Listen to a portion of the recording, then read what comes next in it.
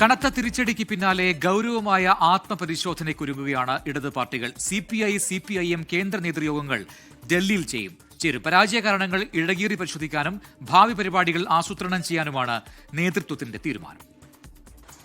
കേരളത്തിലെ തിരഞ്ഞെടുപ്പ് പരാജയങ്ങൾക്ക് ശേഷം CPIയുടെ നിർണായക നേതൃയോഗങ്ങൾക്കാണ് നാളെ ഡൽഹിയിൽ തുടക്കമാകുന്നത്. നാളെ രാവിലെ പാർട്ടി സെക്രട്ടേറിയറ്റ് യോഗവും തുടർന്ന് ദേശീയ എക്സിക്യൂട്ടീവും ചേരും. ശനി ഞായർ ദിവസങ്ങളിൽ ദേശീയ കൗൺസിൽ യോഗവും നടക്കും. സംസ്ഥാനത്തു നിന്നുള്ള തെരഞ്ഞെടുപ്പ് റിപ്പോർട്ടുകൾ യോഗം വിശദമായി ചർച്ച ചെയ്യും. കടുത്ത വിമർശനവും യോഗത്തിൽ സംസ്ഥാന നേതൃത്വങ്ങൾക്കെതിരെ ഉയർന്നേക്കും.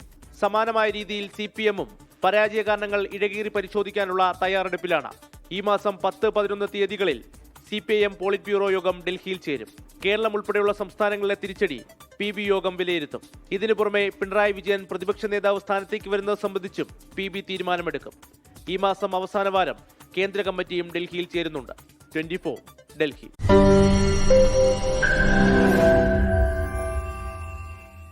ലോകത്തെവിടെയായാലും ഏത് സമയത്തും 24 വാർത്തകളും ഓഗ്മെന്റഡ് റിയാലിറ്റി പാക്കേജുകളും എക്സ്പ്ലെയിനറുകളും വിശദമായി കാണാൻ ഞങ്ങളുടെ YouTube ചാനൽ നിങ്ങൾക്ക് സബ്സ്ക്രൈബ് ചെയ്യാം.